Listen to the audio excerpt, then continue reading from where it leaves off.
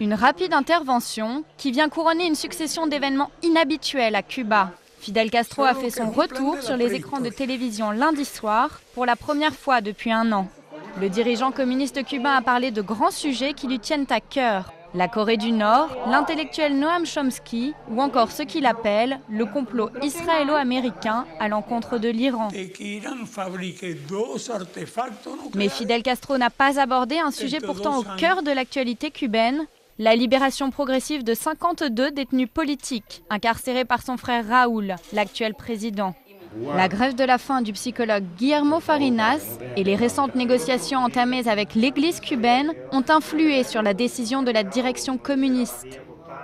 L'Espagne s'est imposée comme médiatrice et a proposé d'accueillir les détenus politiques. 7 d'entre eux sont arrivés à Madrid mardi.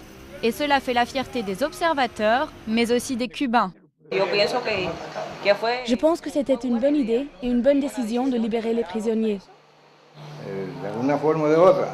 Je pense que les choses devront changer d'une façon ou d'une autre, avec tous les prisonniers politiques que nous avons ici et ceux qui sont déjà partis. Ce sont des êtres humains comme nous. C'est le geste le plus important de la sorte depuis 10 ans. Ce qui pourrait laisser penser que Raúl dirige le pays dans une nouvelle direction, laissant derrière lui des dizaines d'années d'autoritarisme. Mais les critiques estiment qu'il n'y a eu aucun changement sur l'île et pour les Cubains, si Raúl tient les rênes du pays, le commandant n'en reste pas moins une figure d'autorité. Quand une chose se fait avec Raúl, Fidel est toujours là aussi. En vérité, même si Raúl est le président, quoi qu'il se passe, Fidel le guide toujours.